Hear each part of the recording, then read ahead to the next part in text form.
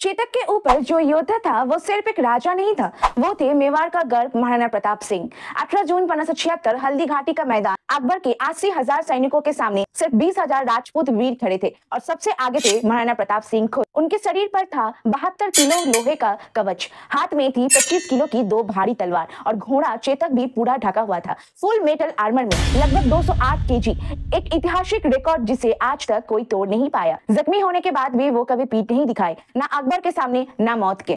अकबर ने कई बार राजदूत भेजे थे, सिर्फ इसलिए कि महाराणा मुगल साम्राज्य को मान ले, लेकिन महाराणा का जवाब हमेशा एक ही था, राजपूत कभी किसी के सामने सर झुकाता नहीं है। ना कभी अपना राज्य बेचा, ना कभी स्वाभिमान के साथ समझौता किया, और उनका यही सच आज भी इतिहास के पन्ने में अमर है। उन्होंने जंग लड़ा नफरत के साथ नहीं, अपनी मिट्टी और लोगों के सम्मान के लिए। लेकिन क्या आप जानते हैं, अंतिम समय में महाराणा ने एक पत्र लिखा था, जिस चिट्ठी के हर लफ्ज में देशभक्ति जलती है। वही चिट्ठी खुलेंगी पार्ट 3 में।